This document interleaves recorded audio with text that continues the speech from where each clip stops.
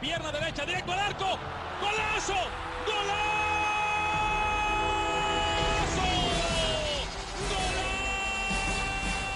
The world of football with a soccer perspective. This is Soccer Today with Dwayne Bollins and Kevin Laramie, live on the Sports Podcasting Network. Good day, good night, and welcome to Soccer Today. Long time no speak. Yeah, we're back. Breaking news edition. The Montreal Impact have fired head coach Rémi Garde and replaced him with Wilmer Cabrera, who was fired last week by the Houston Dynamo. Hello again, Dwayne. Good afternoon. Are you sure this isn't, I haven't time warped and this isn't like ICF in 2011 and I'm talking about TFC and them firing a coach? Because I'm baffled by this one, Kevin. It strikes me as, I don't know. I'm going to let you start this expression because it seems not adaptive to me. Okay, let's start with the fact this is from the Montreal Impact. The Montreal Impact announced on Wednesday that Rémi Garde was dismissed from his duties and Wilmer Cabrera will replace him as head coach. Assistant coach Wilfried Nancy and goalkeeper coach Rémi Vercoutre will remain in Cabrera's coaching staff. Patrice Bernier will also join the first team's technical staff as assistant coach, while assistant coach Joël Batz and fitness coach Robert Duverne will not remain with the Impact. Because I have so much respect for Rémi as a person and as a professional, it was a very difficult decision to make, and it was a well thought. But our latest series of failures in the past couple of months and the way the team acts on the field led to that change, said Montreal Impact President and CEO Kevin Gilmore. We hope to bring back confidence to this group of players for the last stretch of the season to get a playoff spot and to perform in the Canadian Championship final. I would like to sincerely thank Rémi Garde for his commitment and his professionalism with our club since he joined in November 2017. I wish him only but the best in the future. With Rémi Garde as head coach, the team had a record of 24 wins, 29 losses, and 8 draws in MLS regular season action, missing the playoffs in 2018 after finishing 7th in the Eastern Conference standings. Just to finish, Wilmer Cabrera, 51 from Colombia, was still recently head coach of the Houston Dynamo since the beginning of the 2017 season. He notably led the Dynamo to the Western Conference Finals during the 2017 MLS Cup playoffs and won the US Open Cup in 2018. Wilmer Cabrera, new head coach of the Montreal Impact. Also, I think it's notable that fitness coach Robert Duverne has been let go, and same for Joël Batz. Two gentlemen who came over with Rémi Garde from their stint in Europe, and Robert Duverne has been criticized this year, Dwayne, with a bit of the amount of injuries, and a lot of people were questioning if his old school, very hard training technique in the beginning of the season were at any responsible for the injuries, but those are the facts. The Montreal Impact have parted ways with Rémi Garde, Wilmer Cabrera, the new head coach of the Montreal Impact.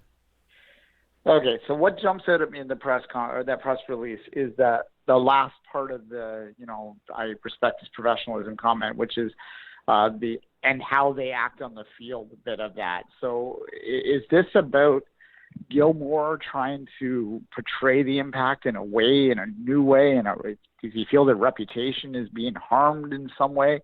Help me understand what they mean by that specifically and what they feel that bringing Cabrera in is going to do to change this perception that he has that they're not acting properly, I guess, on the field.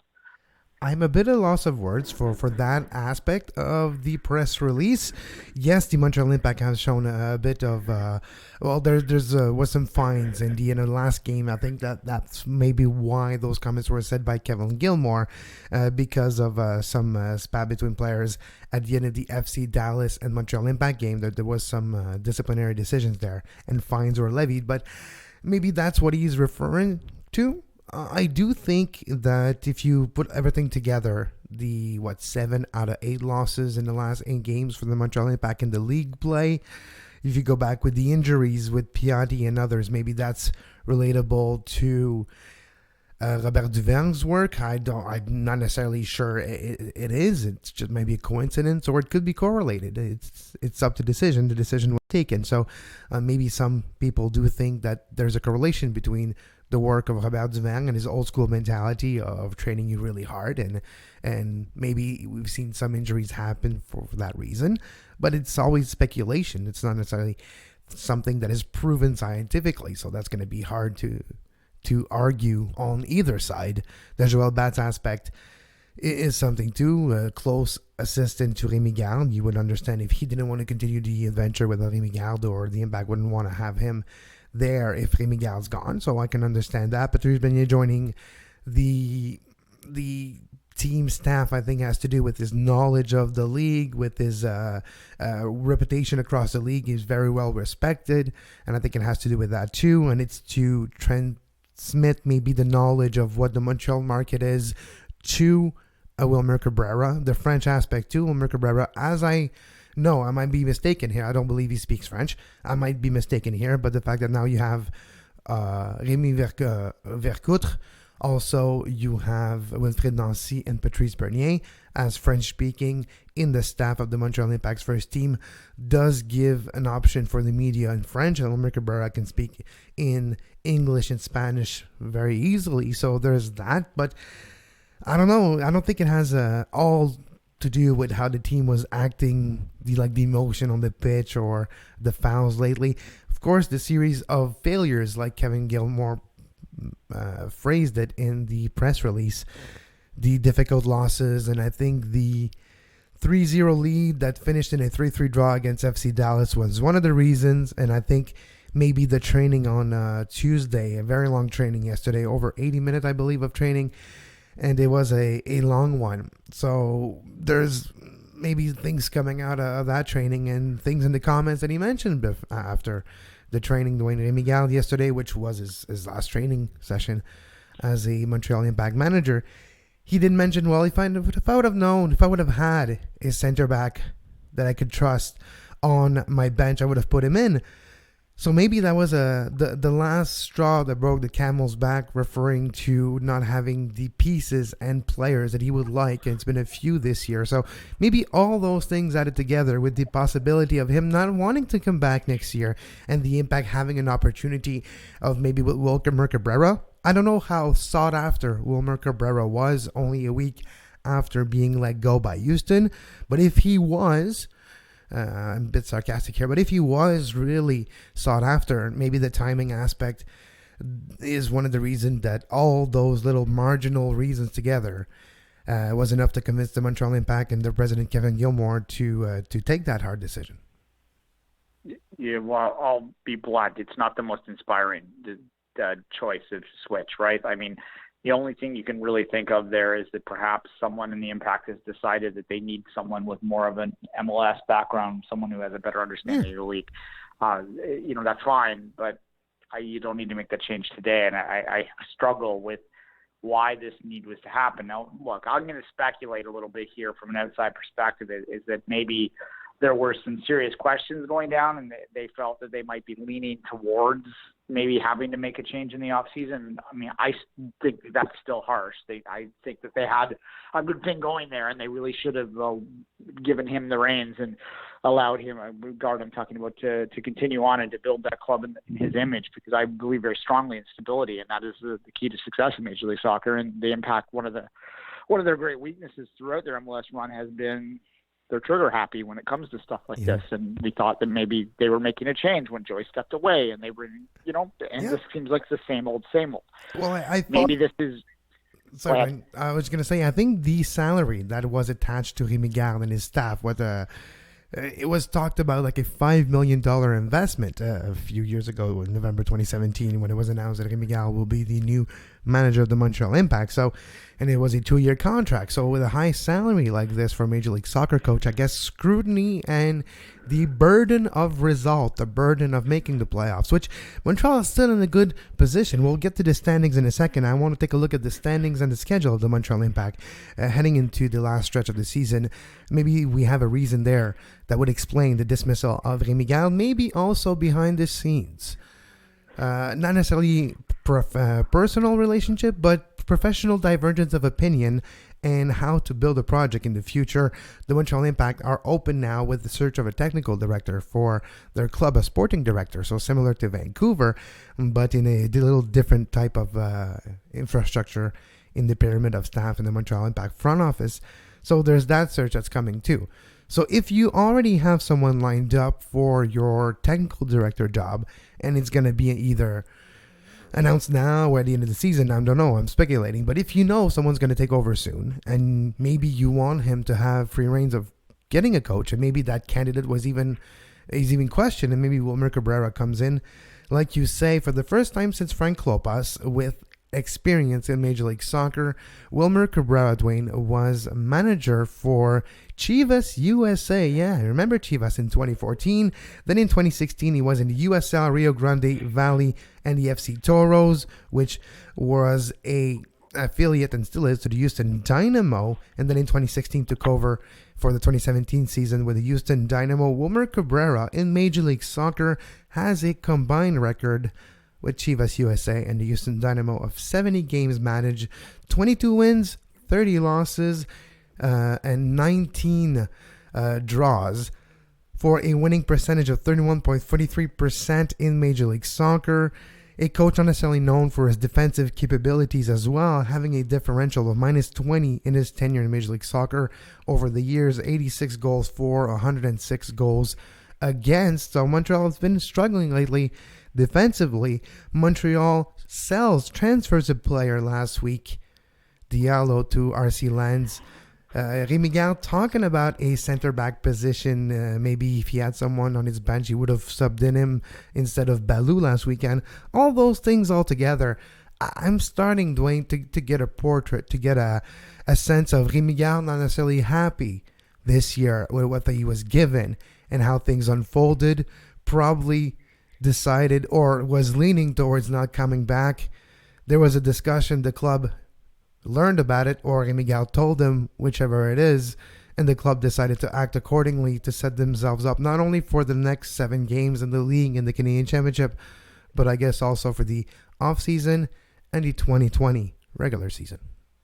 Well, yeah, I mean, it's possible, and I think that's maybe even likely that this was coming as much from Rémi Garde's position as it was from the Impact. There is not, as we've talked about in the show before, the idea of a coach bump is a little overstated. We obviously saw it with New England this year, and that's sort of, I think, recency bias is making a lot of people think that that this is some kind of automatic thing that will happen, and they might be thinking a bit along that lines. But I do think that the fact that it was Cabrera that they brought in, the most recently fired coach, they didn't tells me there was no search.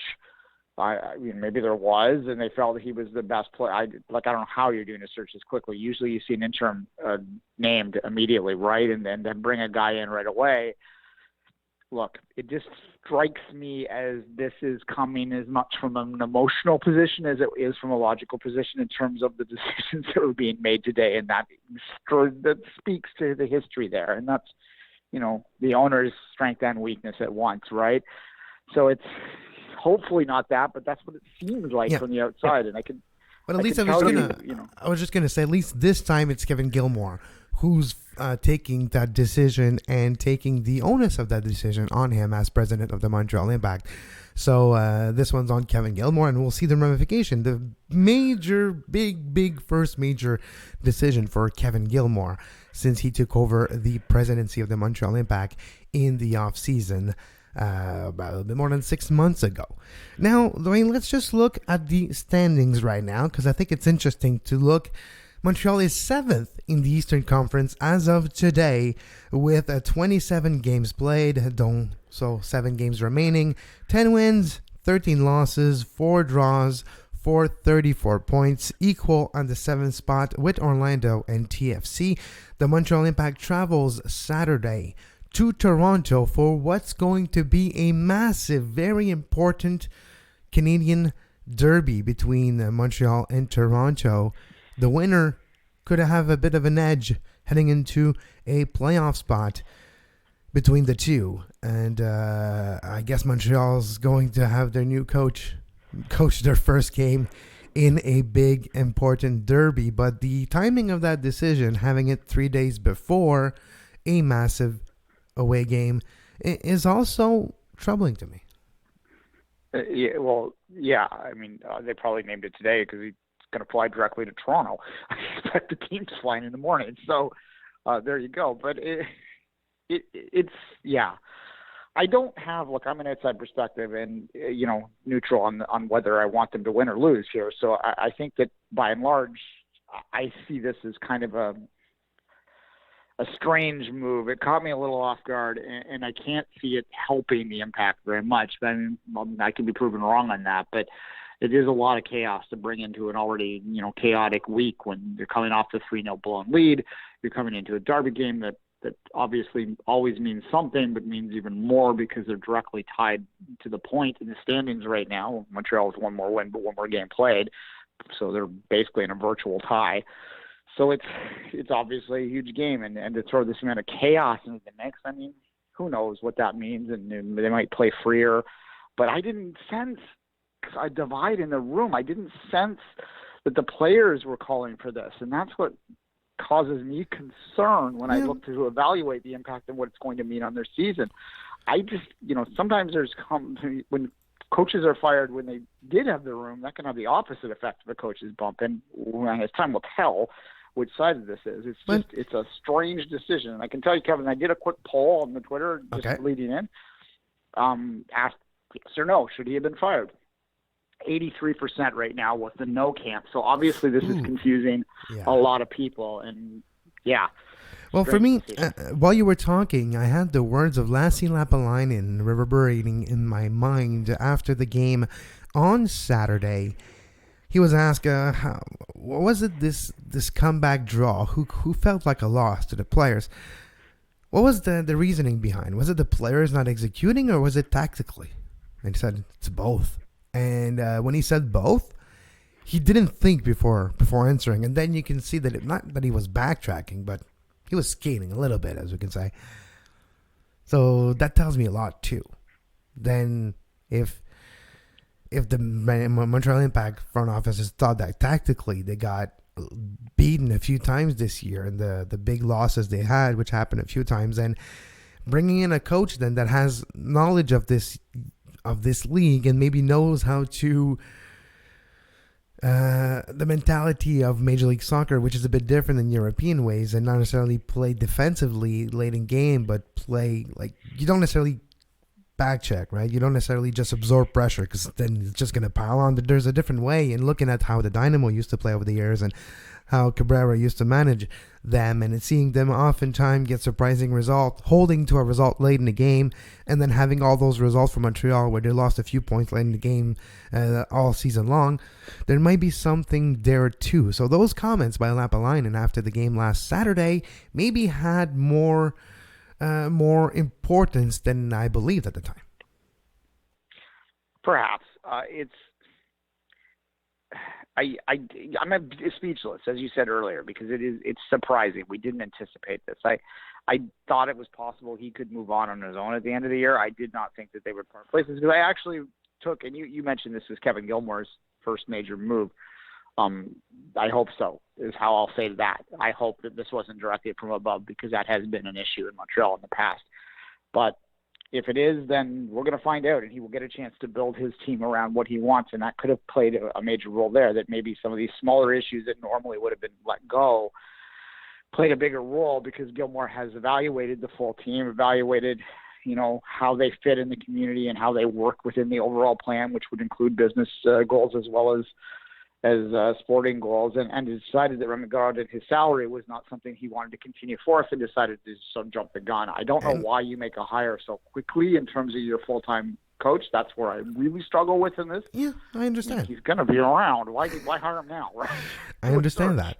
And maybe it's just a coincidence, but season tickets have been starting to be renewed either earlier this week or early last week. So that has started as well. The ticket renewal for the Montreal Impact with their season ticket holder. So are all those things correlated? And on Sunday, it's the members meeting for the Montreal Impact and season ticket holders with Kevin Gilmore and probably their new manager as well, Wilmer Cabrera. We'll see, because Cabrera was managing the night before in Toronto. So I wouldn't expect